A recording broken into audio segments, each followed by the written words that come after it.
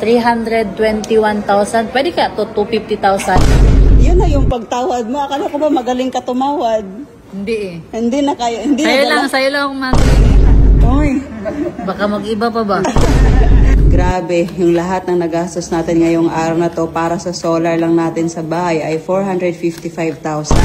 At yan yung muka ng masaya dahil may solar pero malungkot dahil malaki yung nabayaran. Alright mga pangga, so ngayon ay bibili na tayo ng solar, mga kakailanganin para maikabit sa bahay natin yung solar. So excited na ako kasi ito talaga yung matagal kong pangarap na magka-solar talaga para mas tipid sa kuryente tayo. So let's go! Let's go! Ano siya ang quotation? 321,000. Pwede kaya to 250,000? What? Magkaayo ka. Sobra na. May, kung 250 gusto mo, wag ka na lang magpa-solar. Magkano pala budget mo? Ano lang, 250 lang. Baka pwede ba? Huwag kang maingay. Baka pwede mag-ano ba? Maghangin. Pwede pala yung... 321. Pwede na to 250,000 ma'am, no? Ma'am? 320. Oh, magkano yung na-discount mo? Sabi niya. 1,500. 1,500. 250 na lang, ma'am, please. Free delivery na po. Free delivery na daw. Ako na lang magkuha, ma'am. Basta 250,000 na lang, ma'am. Please. Humihingi ng tawad si Norme. Baka ano yung kasalanan niya sa'yo? Kasi sabi niya, patawad daw. Ano yung kasalanan mo sa kanya? Wala. Sarado natin 300. 300. Sabi ni ma'am, ako yung papabayarin mo. Tawad mo, akala ko ba magaling ka tumawad? Hindi eh. Hindi na kayo. Hindi Sa'yo lang akong magaling eh. Tawad. hindi mo nahangi ng tawad si ma'am. Wala pala to si Norme kiss. Yan mo no, at least meron na andyan. Naka-discount ka ng naman tayo. Oh, 1,560 ah. Panggas na yun. Panggas na yun. Full tank. Wow, grabe. Ganito daw kalaki yung battery natin sa solar. Laki no?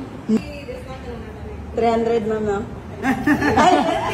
Out and ngayon lang na ano ba, na-appreciate yung mga ganong discount no pag sagad na sa gasto sa bahay no. Ote. Dati gastador. Ngayon papagawa ng bahay tipid na. Ano yan, tututukan mo na lang.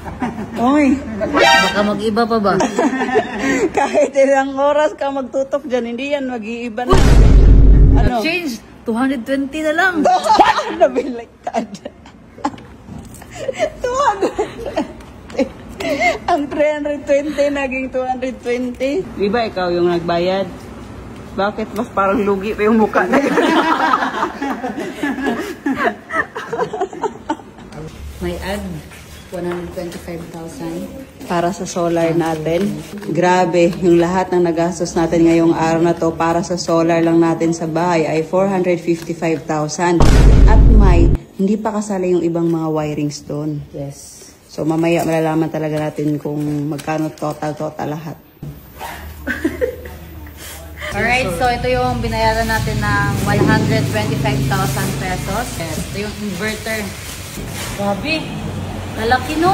So yung mangyayari, May, yung pantry sana natin sa loob ng bahay ay magiging storage na siya para sa solar natin. Kasi sobrang lalaki pala nila, May. Battery pa lang tsaka inverter, sobrang laki na.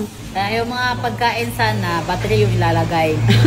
Pero kahit may ano na tayo, may solar na tayo, syempre kailangan din talaga natin magtipid. Hindi porket may solar na tayo, papabayat na lang tayo sa mga kuryente natin ba? Wag naman ganun. Kailangan maging responsable din tayo sa mga bagay-bagay. Ayun.